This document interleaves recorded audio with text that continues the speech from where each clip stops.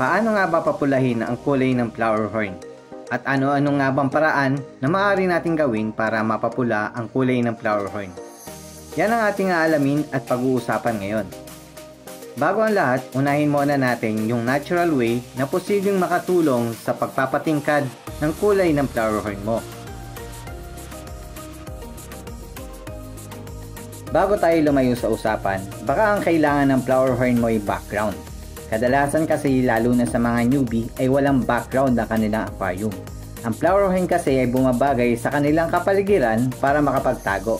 Kaya kung mapapansin nyo, ang mga flower horn na nasa clear tank or walang background ay maputla ang kulay. I recommend na blue background ang gamitin dahil mas mapapalabas nito ang natural na kulay ng flower horn. Pwede ka rin gumamit ng black background. Pero para ma-maintain ang magandang kulay ng flower horn, ang black background ay kinakailangan ng ilaw 24/7. Hindi kasi pwedeng wala itong ilaw dahil posibleng umitim ang kulay ng flower horn mo, kahit gumamit ka pa ng enhancer ay mababaliwala lang. Kaya kung wala kang balak gumamit ng ilaw dahil nagtitipid ka, hindi black background ang kailangan ng aquarium mo. Pero syempre, kung nakaka-LL ka naman sa buhay, ikaw pa rin naman ang masusunod sa gusto mong kulay ng background. Bukod sa blue background, makakatulong ding lumabas ang natural na kulay ng flower horn kapag naglagay kayo ng red pebbles or lava rings sa loob ng aquarium. Bumabagay kasi sa kulay ng pebbles ang flower horn, kaya nga yung iba, pati yung sahig or bottom ay kulay pula para bumagay ang flower horn sa kulay nito. At iwasang maglagay ng Amazon soil na siya ring nagpapaitim ng kulay ng flower horn.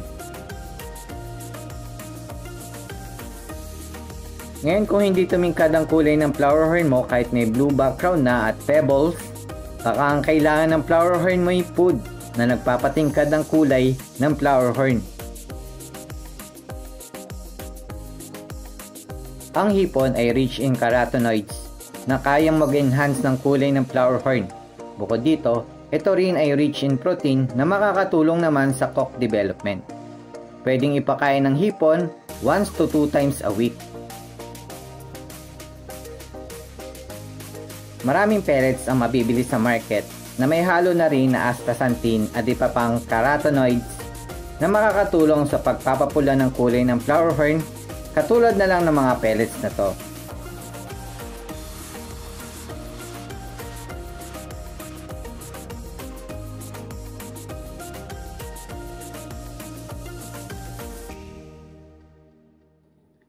Ngayon, kung hindi pa rin pumula ang kulay ng flower horn mo, baka naman ang kailangan talaga niyan ay enhancer.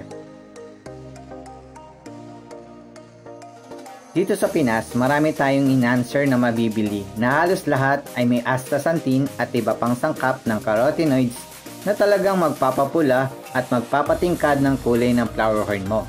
Bukod dito, ang enhancer ay makakatulong din sa cock development, kaya marami ang gumagamit nito.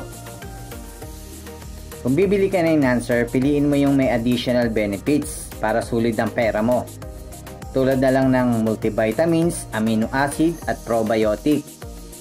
Ngayon may nauuso na color enhancer kung saan ini-inject ito sa katawan ng flower horn at kadalasan ginagamit ito 2 weeks before the competition para sure na mapula ang kulay ng flower horn. Sa interesado, PM ka lang sa aking FB page kasi medyo risky ang paraang ito. Kaya dapat masinsinan ang ating usapan.